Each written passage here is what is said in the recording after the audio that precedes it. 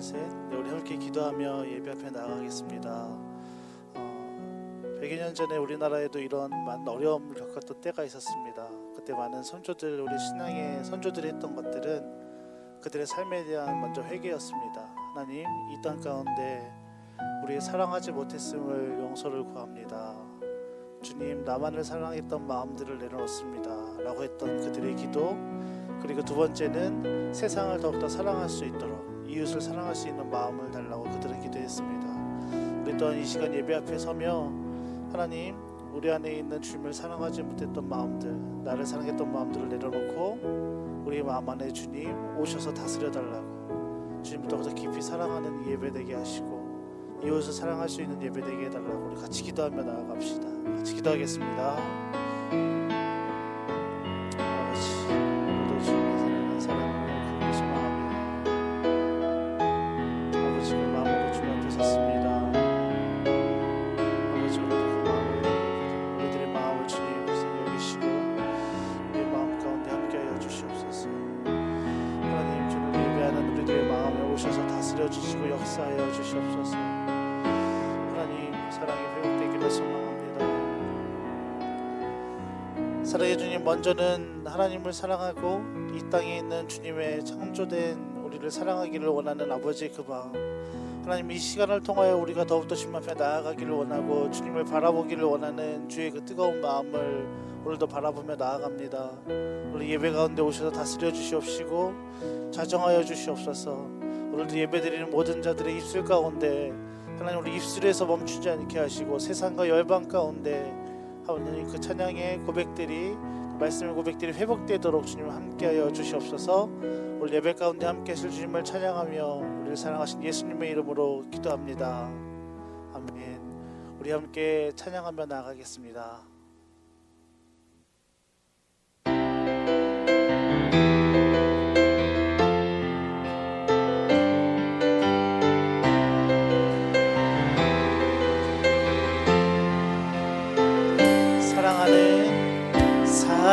사랑하는 나의 아버지, 이름 높이니 주의 나라 찬양 속에 임하시니 능력의 주께 찬송하네. 전능하신 하나님 찬양, 언제나 동일하신 주, 전능하신 하나님 찬양, 영원히 다스리고. 다시 고백합시다. 사랑하는 나의 아버지, 사랑하는 나의 아버지, 이름 높여드립니다. 주의 나라 찬양 속에 임하시니 능력의 주께 찬송하네. 전능하신 하나님 찬양, 언제나 동일하신 주, 전능하신 하나님 찬양, 영원히 다스리. 다시 한번 전능하신 하나님 찬양, 언제나 동일하신 주, 전능하신 하나님 찬양, 영원히 다스리네. 영원히 다스리. 나 주의 이름 높이니, 나 주의 이름 높이니 주님께, 나 주의 이름 높이니. 할렐루야. 하늘 높이 올린 깃발처럼 다시 한번 전능하시라 예 주님 언제나 동일하신 주 전능하시라 영원히 다스리네 영원 전심으로 찬양합시다. 전능하시라 이 찬양 언제나 동일하신 주 전능하시라 이 찬양 영원히 다스리네 주가 일하시네 주가 일하시네 주께 아끼지 않는 자에게 주가 일하시네 주가 일하시네 신뢰하며 걷는 자 주가 일하시네 주가 일하시네 주가 일하시네 주께 아끼지 않는 자에게 주가 일하시네 주가 일하시네 신뢰하며 걷는 자에게 주가 일하시네 주가 일하시네 주께 아끼지 않는 자에게 주가 일하시네 주가 일하시네 신뢰하며 걷는 우리 같이 이렇게 고백합시다. 주가 일하시네 주가 일하시네 하나님 열방 가운데 아끼지 않는 하나님 경비에 내게 넣어주시옵소서.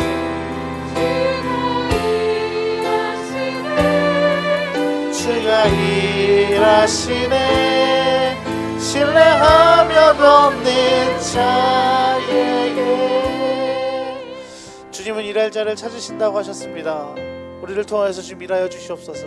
이 나라 가운데 우리를 통하여 이 교회를 통하여서 이 지역을 통하여서 하나님을 부르는 모든 자들 그들의 머리에만 멈추지 않게 하시고 하나님 주를 우리를 통하여 일하실 그 주님 지금도 찾고 계시는 그 주님의 갈급한 목소리와 사랑의 목소리에 응답하며 그 목소리에 총정하며 나아가는 저희를 되게 해달라고 오늘도 주님의 앞에 말씀 앞에 더욱더 한 걸음 나아가는 또 우리의 손을 벌려 주님께 우리의 마음을 더욱더 깊이 나아가는 우리가 되게 해달라고 우리 간절한 마음으로 기도하며 나아가겠습니다. 다 같이 기도하겠습니다. 주님 사랑해 주님 하나님 우리의 마음 가운데 오셔서 하나님 나아갑니다. 하나님 우리의 삶을 가운데 지루하게 나아가는 우리 마음을 주님 예배를 통한 주의 마음을 고백하며 하는 우리들에게 오셔서 다스려 주시고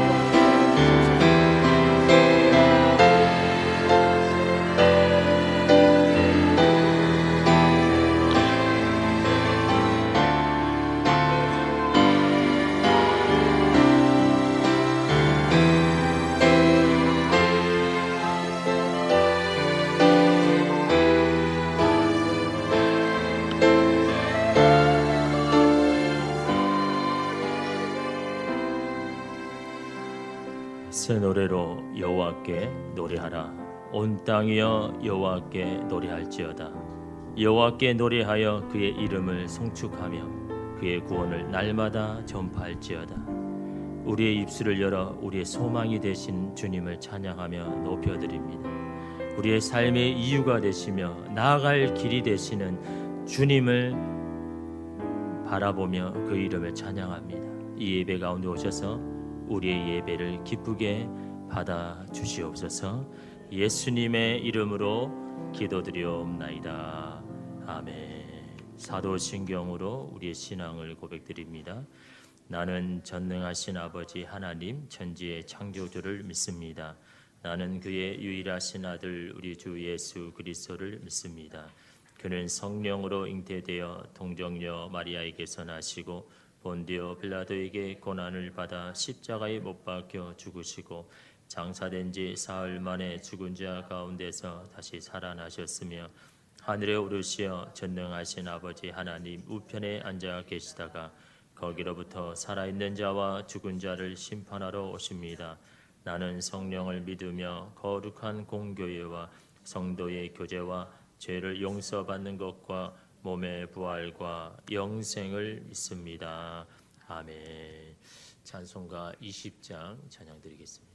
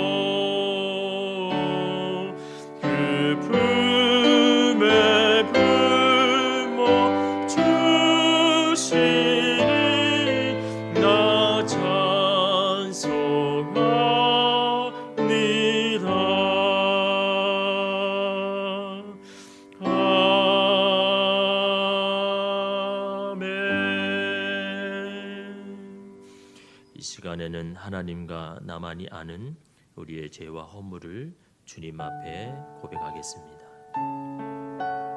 주님,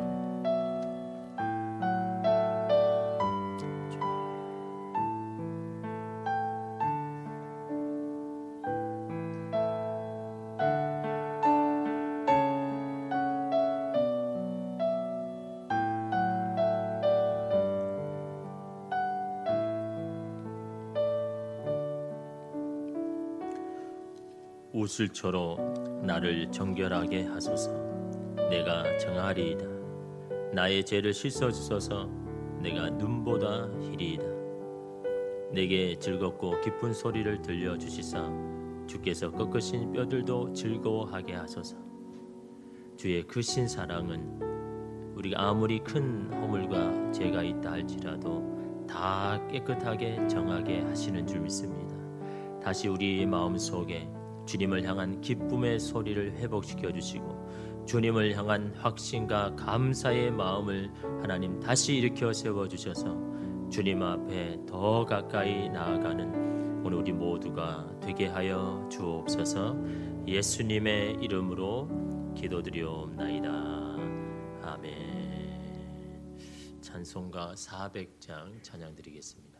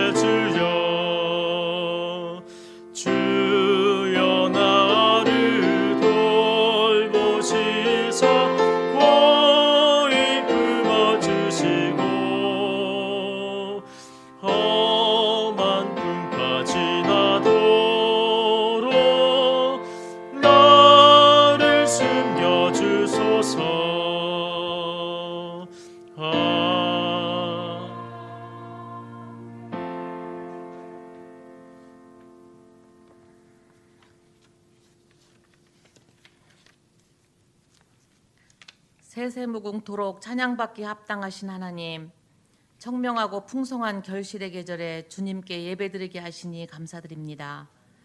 이 시간 마음과 정성을 다하여 신령과 진정으로 예배드리게 하시고 주님 한 분만 영광 받으시는 복된 예배가 되게 하여 주시옵소서. 일주일 동안 세상에 살면서 하나님 보시기에 합당하지 못한 삶이 있다면 회개하오니 용서하여 주시옵소서.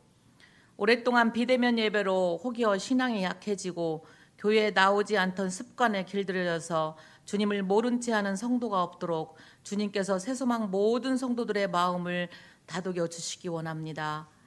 전 세계가 코로나로 인해 고통받고 두려움 가운데 있습니다. 어려움을 겪고 있는 경제가 회복되게 하시고 전 세계가 두려움 없이 자유롭게 왕래하게 하시오며 무엇보다 우리가 함께 모여 하나님을 예배함에 어려움이 없도록 이 땅에서 코로나의 바이러스가 사라질 수 있도록 은혜 베풀어 주시옵소서. 사랑의 하나님, 이 어려운 시기에 우리 새소망교회 성도님들 믿음 잃지 않도록 더욱 말씀과 기도로 은혜의 삶을 살아갈 수 있게 해 주시옵소서. 하나님의 전신갑주를 취하게 하시고 믿음의 방패와 성령의 검, 곧 하나님의 말씀을 가지게 하여 주시옵소서. 모든 기도와 간구를 하되 항상 성령 안에서 기도하고 이를 위하여 깨어 구하기를 항상 힘쓰며 사는 믿음의 권속들이 되게 하여 주시옵소서. 속히 예배가 다시 코로나 이전처럼 만나서 기뻐하며 함께 예배드릴 수 있게 기도하며 간구하게 하여 주시옵소서. 은혜의 하나님, 정치하는 모든 유정자들을 위해 기도합니다. 정치하는 모든 자들이 주님의 선하신 뜻을 따라 정치하게 하시고 경제가 안정되어서 모든 국민들이 꿈을 갖고 사는 나라가 되게 하여 주시옵소서. 이곳에 새소망교회를 세우신 하나님께 감사드립니다. 우리 새소망의 가족들이 새 생명의 뜨거운 심장을 갖게 하사 주님의 사랑을 전하며 소망과 꿈이 있어 꿈이 없어 시험에 빠지고 유혹에 넘어진 사람들을 구원하는데 저희들을 사용하여 주시옵소서. 저희 모든 성도들과 함께 만나 마음껏 찬양하며 전도하며 예배할 수 있는 교회로 회복시켜 주시옵소서. 새소망교회가 세상의 빛이 되게 하시고 지역사회에서도 주님의 영광을 나타내게 하여 주시옵소서. 이 시간 말씀을 전하시는 목사님께 권능과 능력을 주시어 피곤치 않게 하시고 가정과 건강도 지켜주셔서 몸된 교회와 성도들을 위하여 일할 수 있게 하시옵소서. 함께 예배드리지 못하고 영상으로 예배드리는 모든 가정을 위해 은혜 주시옵고 성령 충만함으로 예배드리게 하여 주시옵소서. 이 모든 말씀을 새 생명을 주신 예수 그리스도의 이름으로 기도드립니다. 아멘.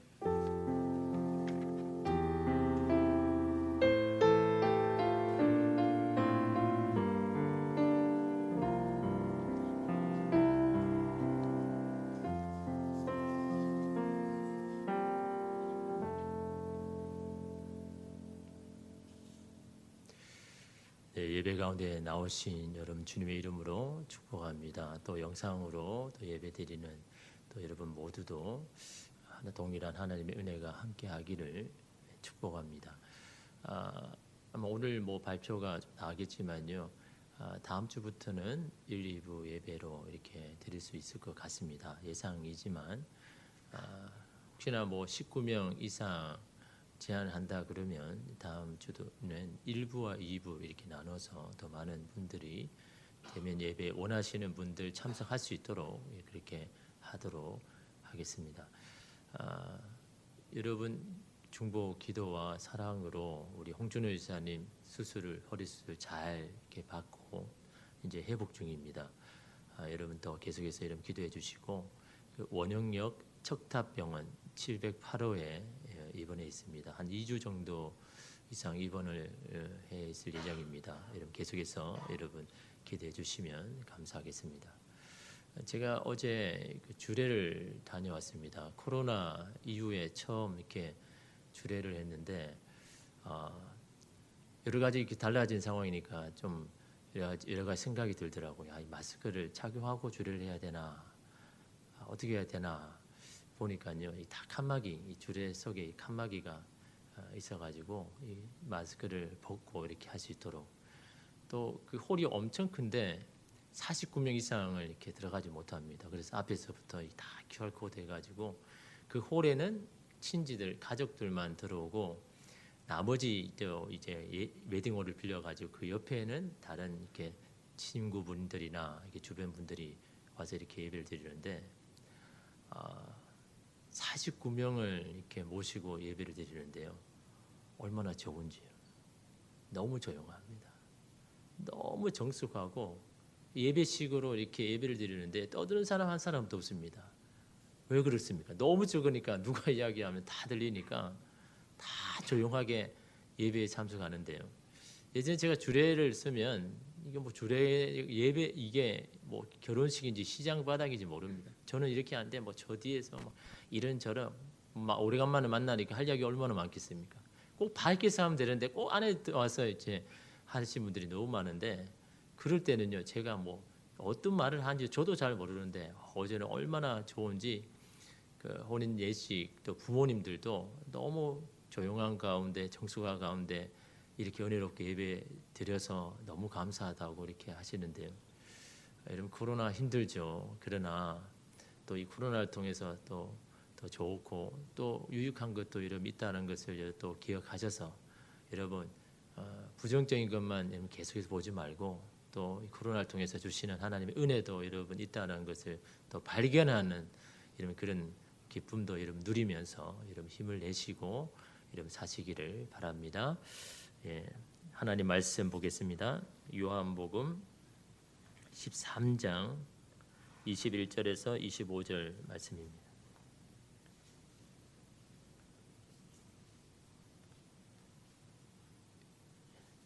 요한복음 13장 21절에서 23절까지 말씀입니다. 신약 성경 171쪽입니다. 요한복음 13장 21절에서 23절 네, 찾으셨으면 제가 봉독해 드리겠습니다. 예수께서 이 말씀을 하시고 심령이 괴로워 증언하여 이르시되 내가 진실로 진실로 너희에게 이르노니 너희 중 하나가 나를 팔리라 하시니 제자들이 서로 보며 누구에게 대하여 말씀하시는지 의심하더라. 예수의 제자 중 하나 곧 그가 사랑하시는 자가 예수의 품에 의지하여 누웠는지라.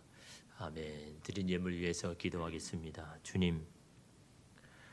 주님의 놀라운 사랑 여전히 지금도 변함없이 그 사랑을 받고 있는 것이 바로 오늘 우리인 줄 믿습니다. 그 사랑을 잊어버리지 않고 살 수 있도록 때마다 시마다 주께서 우리에게 알려주시니 하나님 감사합니다. 주님 없이 하루도 살 수 없는 하루도 설 수 없는 오늘 우리이기에 주님 베풀어 주신 그 사랑이 얼마나 큰지 그 사랑에 감격하여 귀한 예물에 우리의 마음과 우리의 기쁨과 감사를 담아서 주님 앞에 이 시간 올려드립니다. 주님 이곳에 친히 임재하셔서 우리의 이 마음 고백 또 신앙의 결단 이 예물을 주님 기쁘게 헌양하여 주시옵소서. 어려운 중에 드린 과부의 두랩돈과 같은 예물도 있습니다. 어려운 가운데도 주님의 것이라 기억하여 구분하여 드린 예물이 있습니다. 이 모든 것이 주님의 은혜인 줄 믿고 감사의 제목 따라 드린 예물도 있습니다. 이 코로나19 가운데도 주의 말씀이 흥왕하고 온 세계 열방 가운데 그 말씀이 흘러가기를 소망하는 마음으로 드린 예물도 있습니다. 이 어려운 시기에 하루하루 사는 것이 어려운 그런 자에게 또한 흘러가기를 원하는 마음으로 드린 국률의 예물도 있습니다. 주님 저들의 모든 마음을 다 하나님 받아주시고 저들의 마음과 고백 따라 저들의 삶 가운데 일터 가운데 하나님 부어주셔서 샘 곁에 심은 나무가 시절을 따라 풍성한 과실과 열매를 맺는 것처럼 받은 사랑, 받은 은혜 주변에 나누고 더불어 흘러보내어 마르지 아니하는 주님의 샘터가 되게 하여 주옵소서. 예수님의 이름으로 기도드리옵나이다. 아멘.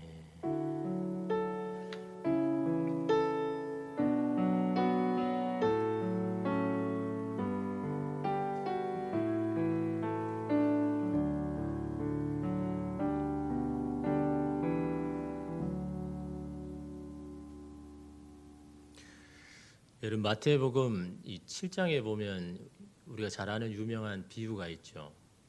반석 위에 지은 집과 모래 위에 지은 집에 대한 비유의 말씀이 나옵니다. 반석 위에 지은 사람은 지혜로운 사람이고 모래 위에 지은 사람은 어리석은 사람, 미련한 사람이라 그렇게 말합니다. 이 두 사람을 나누는 여러분 기준이 무엇이라고 합니까? 말씀을 듣고 행하는지 행하지 않는지가 그 기준이다라고 말합니다. 다 말씀을 듣기는 듣지만 그 말씀을 행하는 것에 따라서 달라지다라고 그렇게 말씀합니다. 들은 말씀을 행하게 하는 것이 무엇일까요? 믿어져서 맞습니다. 믿어져서 행하겠지요. 그러나 들은 말씀을 행하게 하는 것은요 신뢰입니다. 그 말을 하는 사람에 대한 신뢰가 있을 때 그 들은 말씀을 행하는 것이죠.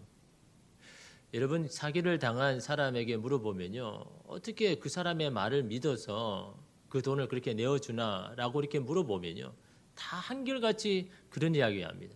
그때는 그 사람 말이 믿어지더라는 거죠. 그 사람 말이 정말인 것처럼 그렇게 느껴지더라는 거죠. 그것은 무엇을 말합니까? 그 사람과의 관계가 되어졌기 때문에. 그래서 여러분 사기꾼들은요 처음부터 사기를 치지 않습니다. 먼저 관계를 만들죠.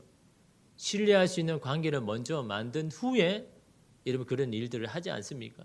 여러분 이처럼 이 관계라는 것이 참으로 중요한 것이죠.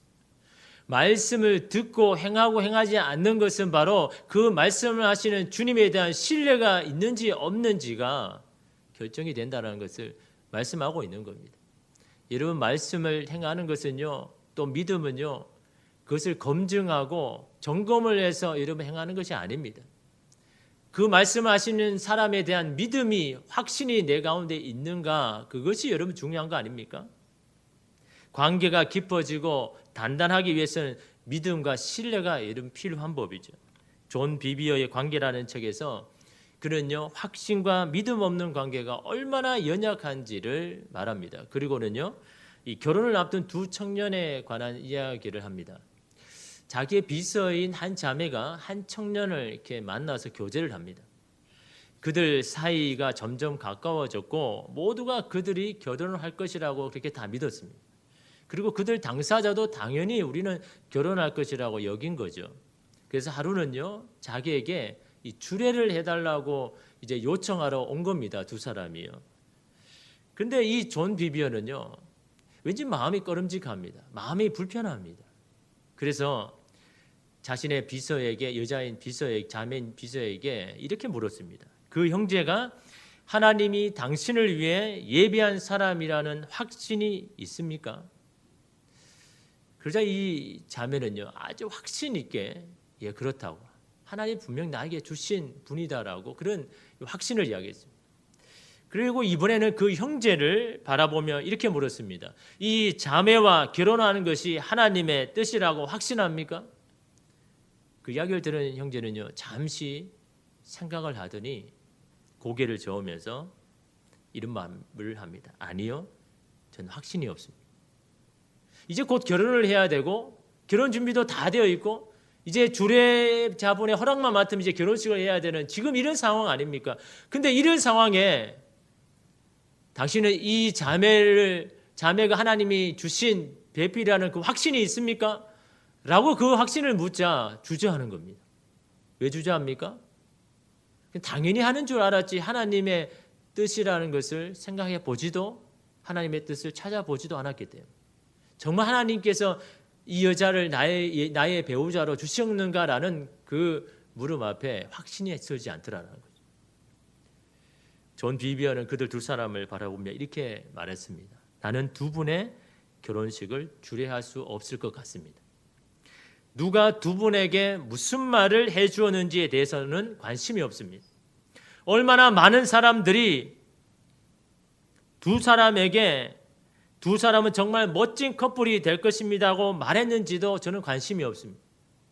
하나님이 형제에게 그분의 뜻을 보여주지 않았다면 이 결혼을 주례하기가 어려울 것 같습니다. 결혼을 해야 된다는 분명한 기준이 뭡니까? 하나님의 뜻인가? 서로에게 하나님의 뜻을 보여주시고 그 뜻에 대한 확신이 있는가? 그리고 이런 말을 또 했습니다. 형제가 만약 이 결혼이 하나님의 분명한 뜻이라는 확신 없이 결혼하게 된다면 삶의 폭풍 후 어려움이 다가올 때 이런 의문을 갖게 될 것입니다. 내가 다른 자매와 결혼했더라면 어땠을까? 그러면 이런 문제를 겪지 않아도 되지 않았을까? 그러면 형제는 결혼 생활에 다가오는 여러 가지 힘든 일들과 싸워 나갈 힘을 잃게 될 것이고 모든 일에 동요하고 흔들리게 될 것이다. 다시 말하면 결혼 생활이 행복하지 못할 것이다 라는 그런 말입니다. 무엇이 중요합니까?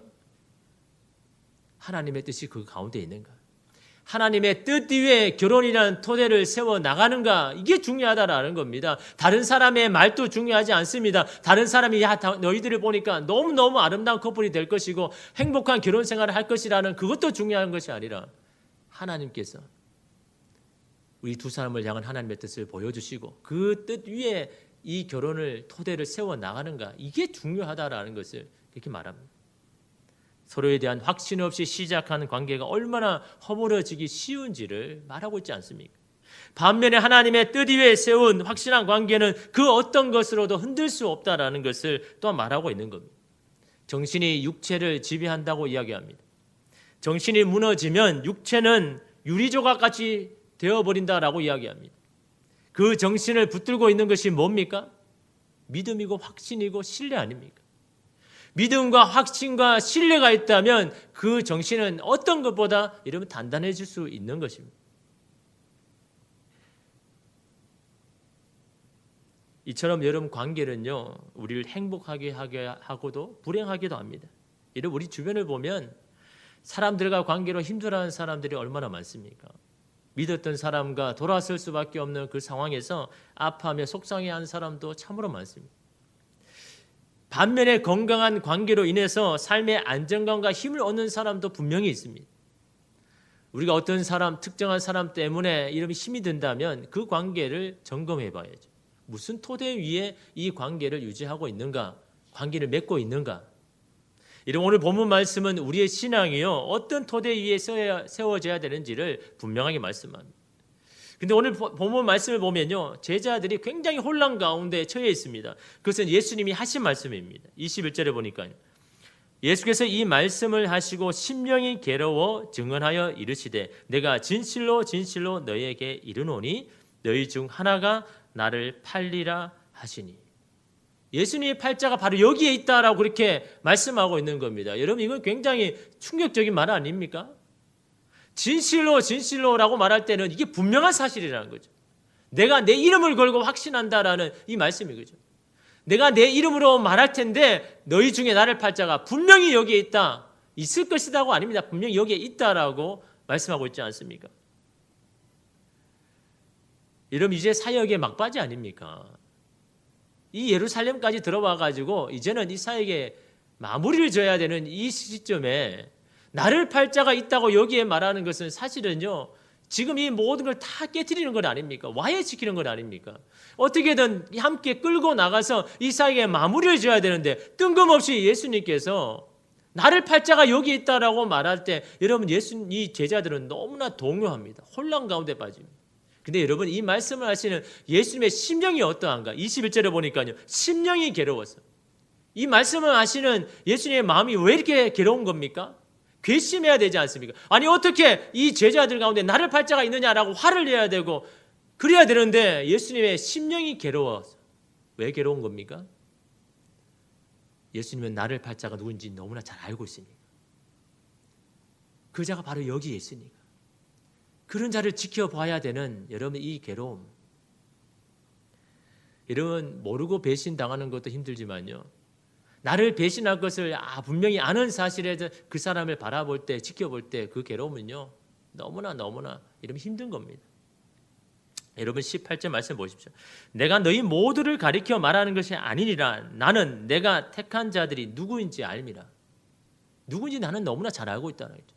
그가 어떤 마음을 가지고 어떤 계획을 하고 있는지를 너무나 잘 알고 있다라고 말씀하고 있는 겁니다. 그런데 왜 예수님은 굳이 자신을 배반할 자가 여기 있다고 말하는 겁니까? 여러분 예수님께서 여러분 이 사실을 알았습니다. 나를 배반할 자가 알았으면 여러분 보통 우리는 어떻게 합니까? 그를 찾아가서 타이르고 여러분 설득을 하고 야 그러면 안 된다라고 해야 되지 않습니까? 근데 예수님은 그렇게 하지 못합니다. 왜요? 이게 예언의 말씀이니까.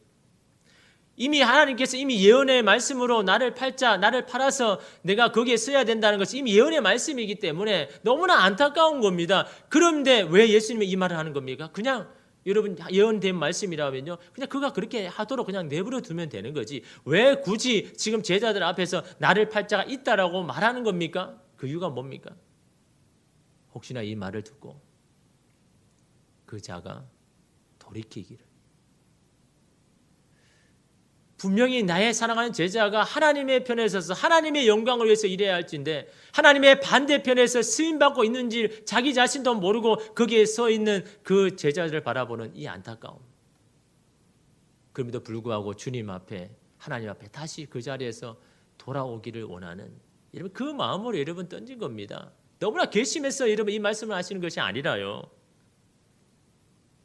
그러나 우리가 알다시피 여러분 가룟 유다는 그 길로 예수님을 팔자로 이러면 되지 않습니까?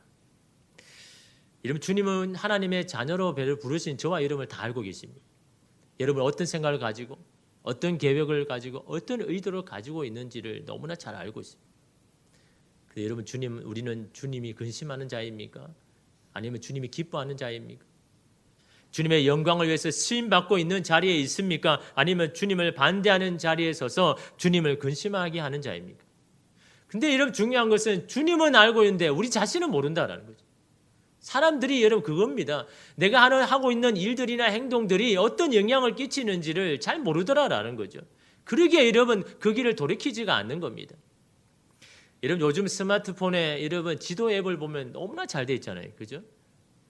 그냥 목적지만 여러분 검색하면요. 어디로 가야 되는지, 도보로 걸어야 되는지, 아니면 차로 가면 어떻게 가야 되는지, 또 버스를 가면 어떤 버스를 타야 되는지, 여러분 다 나와 있지 않습니까? 근데 여러분 그 지도 앱을 사용하게 하는 가장 첫 번째 기본이 뭡니까? 여러분은 잘 사용을 안 하시는 이 지도 앱의 가장 중요한 게 뭡니까? 현재 위치죠. 지금 내가 어디에 있는지. 이거 모르면요. 아무리 내가 가고 싶은 목적지 아무리 집어넣어도 경로가 안 나옵니다. 내가 현재 어느 위치에 있는지 이게 너무나 여러분 중요한 거 아닙니까? 그걸 알아야 여러분 내가 원하는 목표지로 여러분 안내할 건데 지금 내가 있는 위치를 모르니까 여러분 아무리 지도 앱이 좋아도 아무 소용이 없습니다. 여러분 이 내 위치를 알고 가도요. 길을 잃어버릴 때가 언제입니까? GPS 출신이 안 되는 지역에 갔을 때 그래서 막 이게 막 돌죠. 어디가 어딘지를 모릅니다. 계속해서 그래서 이 휴대폰은요. 이 GPS 수신을 계속해서 받습니다. 계속해서 지금 내 위치가 어딘지를 계속해서 확인합니다. 이게 너무 중요하니까. 여러분 우리의 삶도 마찬가지입니다. 우리가 여러분 어디로 가야 되고 뭘 선택해야 할지 몰라서 안 가는 겁니까? 우리가 어떻게 살아야 되는지 그걸 몰라서 안 사는 겁니까? 현재 나의 위치를 모르니까, 현재 나의 상황을 모르니까 여러분 길이 보이지 않는 것 아닙니까? 여러분 우리 지도 앱이 GPS 수신을 받는 것처럼 우리도 날마다 수신을 받아야 되는 거죠. 그러면서 나를 점검해야 되는 겁니다. 내가 지금 어떤 행동을 하고 있고 어떤 일들을 하고 있고 어떻게 나아가는지 나의 현재 위치를 여러분 파악하지 않으면요. 길이 보이지 않는 겁니다. 휴대폰에 이러면 GPS가 얘 위치를 알게 하는 것처럼 하나님의 말씀이 바로 이런 나의 상태를 알게 하는 건 아닙니까? 말씀의 빛이 나를 비추올 때 비로소 내 모습이 보이고 나의 길이 보이고 내가 하는 모습들이 이런 보이게 되는 겁니다. 여러분 그렇지 않습니까? 말씀에 대해 열심을 내고 막 배우려고 하고 말씀에 가까이 할 때는요. 내 인생의 길이 너무 확실하게 보여집니다. 근데 말씀을 조금 소홀히 하고 말씀에 대해서 등한히 하면요. 길이 보이지 않죠. 내가 어떻게 살아야 돼요? 어떤 길로 가야 돼요? 도무지 보이지 않죠. 그건 여러분 상황이 아니라 내 말씀에 내 심령의 상태가 지금 여러분 문제인 거죠. 말씀으로 나를 비춰보지 않으니까 길이 보이지 않는 것뿐입니다. 길은 여전히 있습니다. 저와 여러분을 이끄시는 주님은요. 그 길을 분명히 다 예정해 놓으셨습니다. 내가 그 길을 볼 수 있는 내 영적인 눈이 닫혔기 때문에 마음이 닫혔기 때문에 말씀이 내가 그 말씀의 신호를 받지 못하니까 여전히 어두운 것뿐이죠. 여러분, 그런 마음으로 예수님의 제자들에게 그 말씀을 하시는 겁니다. 너희들의 지금 현재 상태가 무엇인지, 너희가 어떤 것으로 나와 관계하고 있고 이 사역을 감당하고 있는지 너의 마음의 토대를 확인하라고 여러분 이 말씀을 주는 겁니다. 그런데 여러분, 이 예수님의 말씀을 들은 제자들의 반응이 어떻습니까? 여러분 22절 보니까요. 제자들이 서로 보며 누구에게 대하여 말씀하시는지 의심하더라. 세번역 성경을 보면요. 제자들은 예수께서 누구를 두고 하시는 말씀인지 몰라서 서로 바라다 보았다. 도대체 누구야? 누가 예수님을 배반한단 말이야? 아니 이 중에 진짜 예수님을 배반할 사람이 있는 거야? 동요가 일어나고 불안합니다. 왜 그랬습니까? 나도 예수님을 배신할 자인지 아닌가? 자기에 대한 확신도 없습니다. 또 함께하는 그 제자들에 대한 확신도 없습니다. 이런 사실은 이래야 되지 않습니까? 아니 예수님 무슨 말씀하십니까? 여기에 있는 제자들 중에는 당신을 팔자는 한 사람도 없습니다.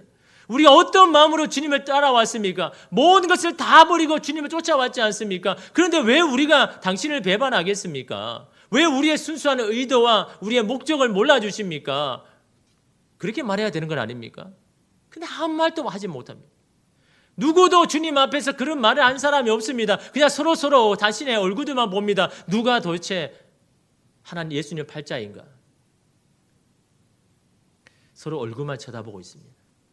확신이 없었기 때문에 나도 주님을 배반하는 건 아닌가? 나도 주님의 곁을 떠난 건 아닌가? 여러분 이때 오늘 말씀에 한 사람을 여러분 등장시키죠. 안절부절하고 있는 제자들과는 전혀 다른 반응을 하고 있는 한 사람의 모습을 보여줍니다. 또한 그 사람은요 실명이 아닌 익명입니다. 여러분 23절 보십시오. 예수의 제자 중 하나 곧 그가 사랑하시는 자가 예수의 품에 의지하여 누웠는지라. 모든 사람이 여러분 혼란한 가운데 처했음에도 불구하고 그렇지 않은 한 사람을 성경을 소개하고 있는 겁니다. 모든 사람이 마음에 불안해 여기는 그 순간 가운데도 여전히 주님의 곁에 의지하며 누워서 주님 가까이에 있는 그 한 사람을 여러분 오늘 우리에게 소개하고 있습니다. 그는 도대체 누구일까요? 왜 누구이기에 여러분 이름도 말하고 있지 않는 걸까요? 이름 누구라고 분명히 이름이라도 거하면요 우리가 이렇게 궁금하지 않을 건데 왜 성경은 그가 사랑하시는 자가라고 여러분 그렇게 말하고 있는 것일까요? 그가 누구인지 구체적으로 말하지 않고 단지 그가 사랑하시는 자라고만 이야기합니다. 왜냐하면 그것이 그의 정체성이니까.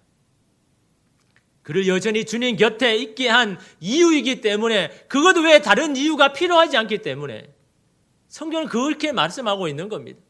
이 사람이 정말 지금까지 어떻게 살아왔고 어떤 모습이었고 어떻게 주님을 사랑했고 어떻게 헌신했는지라고 말하지 않고 그냥 주님이 사랑하시는 자가 그 이야기만 합니다. 근데 그의 모습이 어떻습니까? 여전히 주님 곁에 자기의 품을 맡기고 의지하고 주님의 가장 가까이에 있는 모습을 오늘 우리에게 보여줍니다.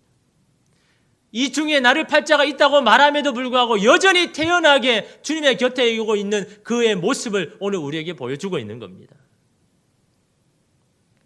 다른 소개할 필요가 없다라는 거죠. 그가 누구이고 어떤 자인지 어떤 일을 하고 있는지 지금 상황에서 중요한 것이 아니기 때문입니다. 예수님이 사랑하시는 자 그것만으로 충분하다라는 겁니다. 또한 내가 그런 사랑을 받고 있다는 그 사실을 아는 것만으로도 충분하다라는 거죠. 그는 예수님과 가장 가까이 있으며 예수님을 가장 잘 이해하는 제자였습니다. 이것은 베드로도 인정하는 사실입니다. 24절 한번 보십시오. 시몬 베드로가 머리짓을 하며 말하되 말씀하시는 자가 누구인지 말해라. 이상하지 않습니까? 평상시에 베드로라면요 예수님께 직접 물어야죠. 아니 도대체 예수님 누구입니까? 좀 말씀해 주십시오. 성질이 급한 베드로는요 당연히 예수님께 물어야죠. 예수님 도대체 그 사람이 누구입니까? 라고 말해야 되는데 베드로는 누구에게 지금 말하고 있습니까? 그가 사랑하시는 자에게 묻고 있습니다. 예수님과 가장 가까이 있는 그 제자에게요. 야, 너 알고 있어? 너는 알고 있잖아. 너는 예수님과 가장 가까이 있는 사람 아니냐? 너는 예수님이 어떤 생각을 가지고 있는지 너 잘 알고 있지 않느냐? 도대체 그가 누구야? 우리에게 좀 말해달라. 여러분 수제자인 베드로도요. 주님의 이 말씀 앞에 확신이 없었습니다. 주님 나는 아니지요. 우리 가운데는 그런 사람이 없다라고 여러분 그렇게 말하지 못하고 있습니다. 예수님의 관계가 단단한 줄 알았습니다. 견고한 줄 알았습니다. 그러나 이 물음 앞에 흔들리고 있는 이 베드로의 모습을 여러분 보여주고 있지 않습니까? 왜 그렇게 소극적입니까? 왜 일에 대해서 이상 말하지 못합니까? 주님과의 관계에 순수한 의도와 목적이 아니기 때문에 다른 것이 있으니까요. 자신 있게 말하지 못하는 것.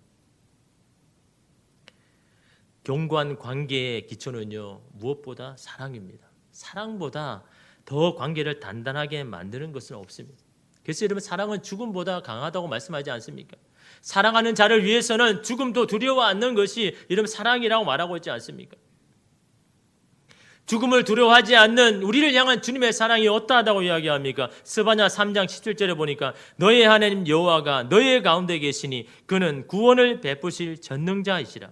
그가 너로 말미암아 기쁨을 이기지 못하시며 너를 잠잠히 사랑하시며 너로 말미암아 즐거이 부르며 기뻐하시리라 하리라. 우리에게 자신의 생명을 주신 그 주님의 사랑이 어떠하답니까? 너로 말미암아가 두 번입니다.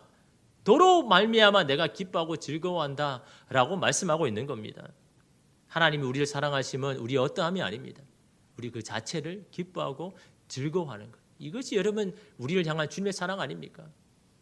그 사랑을 여러분 누가 받고 있습니까? 저와 여러분이 받고 있지 않습니까?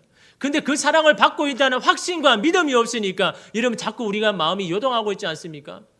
여러분이 어떤 모습이든지 여전히 하나님은 여러분을 사랑하십니다. 그 사실을 여러분 믿고 있습니까? 거기에 대한 확신이 있습니까? 이것이 여러분 중요한 거 아닙니까? 하나님 언제 사랑하셨습니까? 언제 나를 도와주셨습니까? 내가 이렇게 힘든데 하나님 여전히 나를 사랑하십니까? 라는 그 여러분 관계가 틀어져 버리고 깨어져 버리니 여러분 우리의 마음은 요동칠 수밖에 없는 겁니다. 그가 사랑하는 제자는요 이름도 성도 없습니다. 그러나 그 어떤 제자보다 주의 마음을 잘 아는 자입니다. 그 어떤 자보다 그 예수님이 나를 사랑하시는지 그 사실을 알고 있는 이 제자이기에 예수님을 파는 자가 여기 있다 할지라도 그는 전혀 요동하지 않습니다. 여전히 주님 곁에 있습니다. 주님이 나를 사랑하시고 나는 그 사랑을 받고 있는 자고 그러게 나도 주님을 사랑한다라는 이 사랑의 관계 위에 세워진 이 제자는요 흔들리지 않고 있는 모습을 오늘 우리에게 보여주고 있습니다. 그에 반해 베드로는 수제자입니다. 반석이라는 이름을 가졌습니다. 그러나 그 위치와 이름이 예수님과의 관계를 견고하게 하지 못했다라는 것. 가룟 유다도 마찬가지입니다. 그도 분명한 이름을 가졌습니다. 가룟 시몬의 아들이라는 그 아버지의 이름을 밝힐 정도로 그는 집안의 사람입니다. 또 그는 제자들 중에 회개의 역할을 맡았습니다.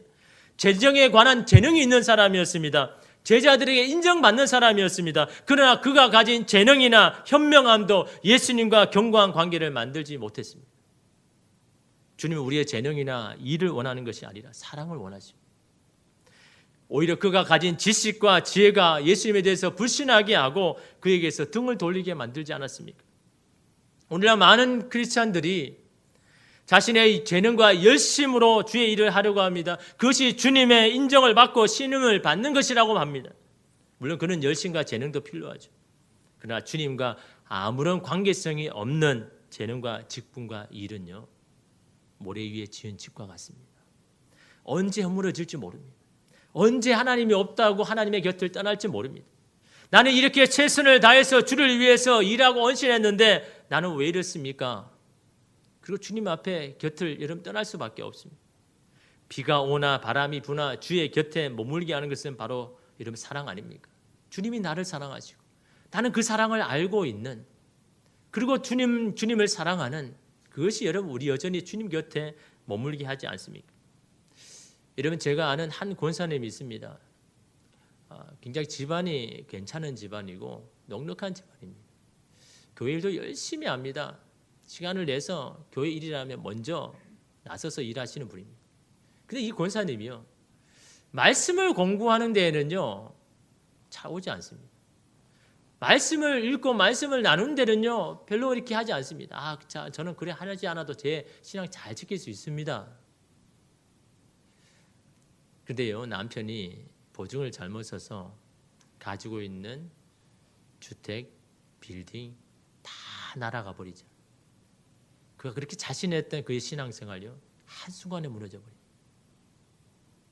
급기야는 자기의 생명을 스스로 끊어버려요. 여러분, 그 권사님의 하나님과의 관계에 무슨 여러분 토대로 됐습니까? 그냥 일인 겁니다. 일을 열심으로 통해서 사람에게 받는 인정이었습니다. 그것이 신앙생활의 여러분 토대였습니다. 말씀으로 여러분 토대를 하지 않고 그것이 나를 신앙을 지켜주는 것을 여겼습니다. 그러나 이런 비가 오고 창수가 나면 한순간에 무너지는 이런 신앙의 모습을 봅니다. 또 다른 한 권사님이 있습니다. 하는 일마다 사실 잘 안 됩니다. 남편이 뭐 사업에서 사고를 치고 또 아들이 또 하는 일도 안 되고 그럼에도 불구하고요 늘 하나님의 그 말씀 가운데 하나님의 뜻을 찾습니다. 주님 이런 상황이지만 하나님의 뜻이 무엇입니까? 그래도 여전히 주님은 나를 사랑하시지요. 그 하나님의 사랑만을 바라보며 여러분 나아갑니다. 끝까지 주님의 곁에 떠나지 아니하고 여전히 주님 앞에서 눈물을 흘리기도 하고 기도하기도 하고 그러나 주님을 떠나지 않습니다. 모든 사람이 떠나가고 내가 가지고 있는 모든 것이 다 없어져도 주님은 나를 떠나지 않으시기 때문에 주님은 나를 사랑하기 때문에 그곳에 여전히 머무고 있는 그 권사님을 봅니다. 그 모습, 그 권사님을 보면요 저 같으면 화가 날 겁니다. 아니 저렇게 열심히 주님을 사랑하고 저렇게 기도하고 저렇게 하고 있는데 왜 하나님께서 저렇게 대하시는데 어떻게 저렇게 계속 기도하고 있을까? 사랑이란 사실 믿음이 없으면 그렇게 하지 못하죠. 여전히 나를 사랑하시는 그 주님에 대한 그 확신이 없으면요 그렇게 하지 못하는 건 아닙니까? 여러분 그런 자는 주님께 자신이 한 것을 내세우지 않습니다. 보상으로 돌아온 것이 없다고 실망하지 않습니다. 내가 원하는 결과가 오지 않다고 낙심하지 않습니다. 이런 팔자가 누구냐라고 묻는 말에 예수님이 이렇게 말씀하죠. 26절 말씀해 보니까 예수께서 대답하시되 내가 떡 한 조각을 적셔다 주는 자가 그니라 하시고 곧 한 조각을 적셔서 가룟 시몬의 아들 유다에게 주리. 가룟 유다에게 한 조각을 여러분 줍니다. 근데 여러분 이 한 조각을 받은 가룟 유다의 심정이 어땠을까요? 여러분 이미 가룟 유다는요 예수님과의 관계가 이미 벌어졌습니다. 왜냐하면 여러분 가룟 유다는요 이 예수님의 이 소극적인 태도가 마음에 들지 않았습니다. 특히 이런 부자인 청년이요 예수님을 찾아왔을 때 그리고 예수님의 말씀을 듣고 이 부자 청년이 그냥 갈 때 너무나 속상했습니다. 예수님 한번 그래도 더 붙들고 설득하고 그래서 내 사람으로 하나님 만들어야죠. 예수님 그가 가진 부가 우리와 함께 한다면 이 사역이 얼마나 더 탄탄하게 갈 수 있겠습니까? 라는 그런 마음이 이 가룟 유다는 마음이 있었습니다. 왜? 그는 재정을 맡은 사람이니까. 이 부자인 청년만 우리 편이 된다면 우리 사람이 된다면 우리가 얼마나 더 힘있게 갈 수 있겠습니까? 그러나 예수님은요 그 사람을 붙잡지 않습니다. 그냥 하게 내버려 둡니다. 그리고는 남아있는 제자들에게 더 열심을 가지고 이런 말씀하지 않습니까? 그런 여러분 예수님의 이 마음이 여러분 들지가 않았습니다. 그런 이미 예수님과의 관계가 멀어진 이 가룟 유다에게 여러분 이 조각을 배신할 자가 바로 너라라고 이야기하니 이 가룟 유다가 어떤 마음이었을까요? 실망감과 속상함과 그래도 예수님을 끝까지 믿었는데 이것 때문에 속상함이요 어떻게 합니까? 여러분 오늘 말씀해 보니까요 그 틈 사이로 사단이 들어왔다고 이야기합니다. 30절에 보니까 유다가 27절에 보니까 조각을 받은 후 곧 사단이 그 속에 들어간지라.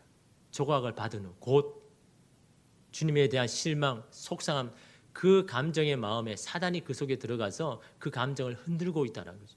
그 감정을 강하게 하여서 결국은 주님을 파는 자로 결정하게 만드는. 그래서 여러분 30절에 보면 유다가 그 조각을 받고 곧 나가니 밤이더라. 지체하지 않습니다. 생각할 틈도 없습니다. 그냥 예수님을 넘겨주기로 그냥 결정해버리고 이러면 나아가지 않습니까? 주님과의 벌어진 그 틈 사이로 이러면 사단이요 그 감정을 더 강하게 하고 흔들게 해서 결국은 그렇게 결정하게 만들었다라고 말씀하지 않습니다. 주님과의 사랑의 관계를 토대로 하지 않는 모든 것은 다 쓸려 내려가 버리는 겁니다. 신앙도 믿음도 맹세도 헌신도 육신도 다 떠내려가는 겁니다. 우리를 향하여 몰려오는 세상의 험한 풍파가 얼마나 많습니까? 끊임없이 몰아칩니다. 어떤 때는 재정으로, 어떤 때는 질병으로, 어떤 때는 실적과 실패로. 그럴 때 우리의 믿음을 지키는 것이 무엇입니까? 그 믿음을 지키는 울타리가 필요합니다. 충격을 완화시켜주는, 전복되지 않도록 막아주는 것이 필요합니다. 그것이 없다면 우리는 언제든지 파산할 위기에 처할 겁니다. 그것은 바로 주님과의 사랑의 관계입니다. 사랑의 울타리입니다. 부활하신 예수님이 베드로를 찾아오셔서 하신 가장 첫 번째 말이 무엇입니까? 내가 나를 사랑하느냐. 3번이나 물으셨습니다. 앞으로의 사역과 사명보다 이게 더 중요하기 때문에 네가 나를 사랑하느냐라는 이 사랑에 대한 확신이 없다 그러면 아무리 너에게 좋은 사역과 사명을 줘도 너는 그걸 감당하지 못할 것이다. 그것이 여러분 주님의 마음 아닙니까? 내가 나를 사랑하느냐. 주님의 관계가 무너진 제자들은요, 돌변하는 상황을 버틸 힘이 없습니다. 자신을 위협하는 것에 대해서 문을 닫고 움츠릴 수밖에 없지 않습니까? 여러분, 가룟 유다가 나가자마자요, 예수님이 제자들에게 뭐라고 이야기합니까? 죽을 조각을 받고 예수님 팔기로 결정하고 나간 후에 예수님은 제자들을 모아놓고요, 34절 말씀에 내가 너희를 서로 사랑하라. 내가 너희를 사랑한 것 같이 너희도 서로 사랑하라. 너희가 서로의 사랑의 관계에 있지 아니하면 언제든지 깨어지고 넘어지고 흩어질 수밖에 없다. 서로 사랑하는 것이 바로 너희의 마음과 신앙과 이 사회역을 지키는 근간이 됨을 이런 제자들에게 말씀하지 않습니까? 고향 바닷가에 가면요, 흔히 보이는 게 방파제입니다. 제가 이번 그 추석에 장인 어른이 돌아가신 일주기가 되어서 추도 예배를 제가 좀 인도해야 돼서 이렇게 고향을 갔습니다. 고향에 가보면 이제 바닷가에 이게 방파제가 있는데요. 이 방파제를 보면 여러분 알 수 있지 않습니까? 방파제 밖과 안이 너무나 다르다는 것. 근데 이번에 제가 가서 본 것은요, 이게 이 방파제인데 보통 방파제는 어떻게 합니까? 바다 한가운데 이렇게 딱 가서 뭐 기역자로 이렇게 해가지고 해서 배가 그 안쪽으로 충분히 들어올 수 있도록 하는 그런 이 콘크리트 이 구조물로 이렇게 방파제가 만들지 않습니까? 근데 제가 이번에 본 거는요, 저기가 해안도로입니다. 해안도로. 이렇게 그 주변을 이렇게 돌 수 있는 해안도로인데 그 도로에 3m 거리를 두고 이 방파제 구조물을요, 이렇게 한 1km 이상 이렇게 세워둔 겁니다. 처음 제가 볼 때는 아니 왜 이렇게 이 쓸데없는 곳에 여기에 이 방파제 구조물을 이렇게 세웠나 그런 생각이 들거든요. 이 바다 한가운데 이렇게 좀 해야 뭐 이렇게 배도 보호하고 이렇게 해안가에 있는 집도 좀 보호할 텐데 이 해안 길 따라 이렇게 3m 간격으로 이렇게 해놓은 겁니다. 해안 도로는 뭐 잘 지었잖아요. 단단하지 않습니까? 근데 굳이 이게 3m에 있는 이 방파제를 할 필요가 뭐 있는가라고 이렇게 생각했는데요. 그러면서 그 길을 걸어가면서 이 방파제와 도로 사이에 있는 그 3m 그리고 이 방파제 이후에 그 길을 쫙 이렇게 돌아가는데요. 이 방파제와 이 도로 사이에 있는 3m에 이제 이렇게 공간이 있지 않습니까? 이 수영하면 이렇게 너무 좋겠더라고요. 너무 잔잔하니까.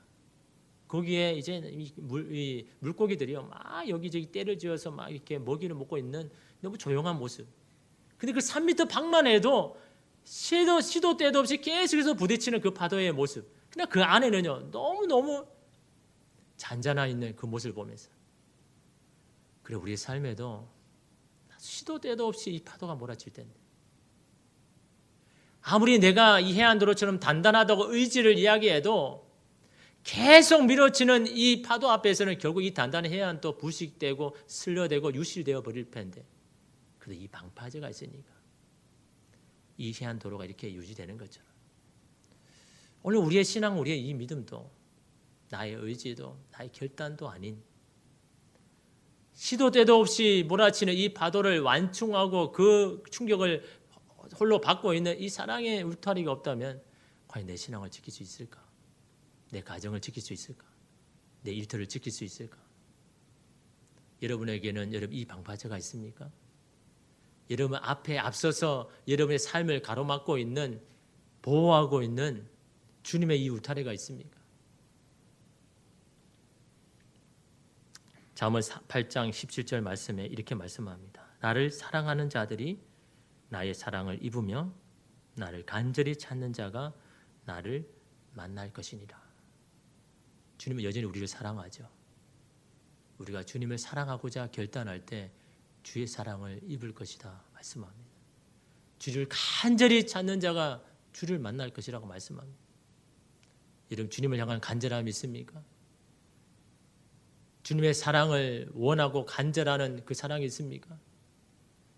그런 자에게 주의 사랑을 부어주시고 주께서 만나주십니다. 오늘 우리의 삶 가운데 우리의 삶을 지키는 것은요, 다른 게 아닙니다. 좀 상황이 좋아지는 것, 형편이 풀리는 것, 그 위에 여러분 신앙을 여러분 쌓지 마십시오. 나를 사랑하시는 자가 분명히 있고 나는 그 사랑을 받고 있고 나도 여전히 그분의 사랑으로 임하여서 내가 살아가고 있다라는 이 사랑의 토대 위에 세워지지 아니하는 그 모든 것 다 여러분 슬려내려가 버립니다. 여러분이 지금까지 했던 모든 헌신도 일도 봉사도 다 스내려가 버립니다. 주님을 향한 사랑, 확신, 이 믿음만이 여전히 오늘 우리 가운데 남는다는 것을 여러분 기억하면서 주님이 나를 사랑하시는 그 사랑을 여러분 기억하며 그 사랑을 구하는 저와 여러분 되기를 간절히 소망합니다. 기도하겠습니다. 주님, 그가 사랑하시는 자, 그는 여전히 주님 곁에 있습니다. 다른 모든 제자들이 예수님의 이 말씀에 두려워하고 불안해하고 요동치는 그들 제자들과 다르게 여전히 주님 곁에서 주님의 품에 의지하며 기대며 거하는 그가 사랑하시는 자, 주님, 우리가 그런 자가 되기 원합니다. 주님의 곁에 머물고 주님의 곁에서 주님의 주시는 사랑을 알고 그 사랑에 대한 확신 가운데 나아갈 때 그 어떤 것보다 단단한 토대 위에 오늘 우리를 세우는 줄 믿습니다. 주님, 오늘 우리의 마음을 붙잡아 주시고 세상의 풍파 가운데 요동치는 우리의 마음을 지켜주시고 내가 너를 사랑하노라. 주님의 이 말씀이 오늘 우리의 심령에 살아 움직여서 이것이 내가 영원히 붙잡고 내가 확신해야 할 말씀으로 주님 임하게 하여 주시옵소서. 예수님의 이름으로 기도드리옵나이다. 아멘. 여러분, 그런 마음으로 우리 하나님 앞에 주님의 그 사랑을 찬양하며 나아가겠습니다.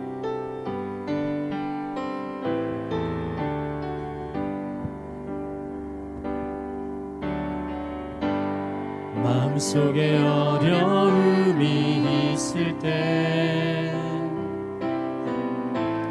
마음속에 어려움이 있을 때, 마음속에 어려움이 있을 때 주님 내게 먼저 오사 내 마음을 만지고 주님 앞에 나올 수 없을 때, 주님 앞에 나올 수 없을 때, 주님 앞에 나올 수 없을 때 주님 날 먼저 하시네. 그럼에도 불구하고 날 사랑하시는 내 하나님의 사랑을 나의 모든 걸 덮고 그럼에도 주님 믿습니다. 날 안아주시는 내 하나님을 부를 때 아버지라. 그럼에도 불구하고 날 사랑하시는 내 하나님, 여러분을 덮습니다. 여러분의 모든 삶이 주님의 사랑으로 주님께서 덮으실 줄 믿습니다. 그럼에도 불구하고 날 안아주시는 내 하나님을 부를 때 아버지님의 그 사랑을 찬양합니다. 그 사랑 얼마나 아름다운지, 그 사랑 그 사랑 얼마나 날 부욕해 하는지 그 사랑 얼마나 크고 놀라운지를 그 사랑 얼마나 날 주님의 그 사랑을 찬양합니다. 주님의 그 사랑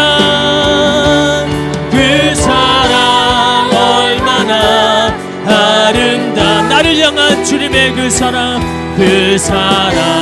얼마나 날 부욕해 하는지 그 사랑 얼마나 크고 놀라운지를 그 사랑 얼마나 나를 감격하게 하는지. 여러분, 주께서 오늘 저와 여러분에게도 오늘 이곳에 나를 배반하고 배신하고 떠날 자가 있다 그렇게 말씀할 때 여러분, 주님 그럴 리는 없습니다. 제가 어떻게 주님을 떠나겠습니까? 주님께서 나를 사랑하시고 나도 주님을 사랑하는데 이 사랑은 변하지 아니하고 사라지지 않을 것인데 그 사랑이 영원하다면 나는 주님을 떠나지 않을 것입니다. 여러분, 그런 사랑과 확신이 있습니까? 아니면 그런 확신 없이 흔들리고 요동하고 있습니까? 여러분, 다시 지혜하는 주님 앞에 이런 고백하십시오. 주님, 여전히 저를 사랑하십니까? 여전히 나를 붙들고 계십니까? 제가 주님의 그 사랑을 알기 원하고 그 사랑에 대한 확신과 믿음이 있기를 원합니다. 다른 그 어떤 것보다, 다른 어떤 사람보다 주님이 나를 사랑하시는지 지금 이것이 흔들리지 아니하는 오늘 우리가 되게 해달라고 주님 이 시간 주님 앞에 기도하며 나아가겠습니다. 기도하겠습니다. 주님을 향한 주님의 그 사랑은 변함이 없습니다. 주님의 그 사랑은 여전히 우리를 향하고 있습니다. 주님의 그 사랑이 우리를 부유하게 할 것입니다. 주님의 그 사랑이 우리를 평안하게 할 것입니다. 주님의 그 사랑이 오늘 우리를 지킬 것입니다. 주님의 그 사랑이 여전히 우리를 향하여 하나님 나가여 있을 것입니다. 주님, 우리 시간 가운데 우리가 흔들게 하고 요동치게 하는 하나님 그것이 무엇입니까? 여전히 우리를 향하여서 쓸데없이 부는 하나님의 파도가 있습니까? 그 사랑 앞에 하나님 주님을 향한 그 사랑이 여전히 우리 가운데 있습니까? 주님을 나를 사랑하니 그 사랑에 대한 믿음과 확신이 우리 가운데 있습니까? 주님의 그 사랑으로 붙잡아 주시옵소서. 주님의 그 사랑으로 나를 막아 주시옵소서. 주님의 그 사랑을 붙들고 나아가는 오늘 우리가 되게 하여 주시옵소서. 주님의 그 사랑만 있다면, 하나님 그 사랑만 여전히 우리에게 향한다면 우리가 주님만을 의지하며 나아갈 것입니다. 주님의 그 사랑을 깨달을 수 있는, 확신할 수 있는 그 믿음을 오늘 우리 가운데 주님 허락하여 주시옵소서. 주님의 그 사랑으로 하나님 나아가시는 오늘 우리가 되게 하여 주시옵소서.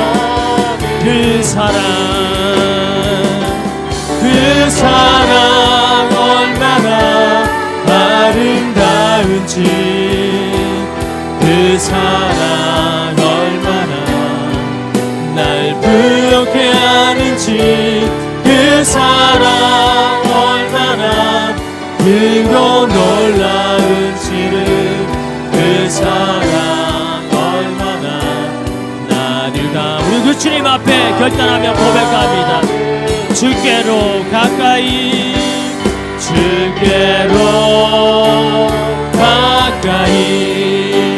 주께로 가오니 나의 갈 다가도록 나와 주님 앞에 고백하며 찬양하겠습니다. 주께로 가까이 주께로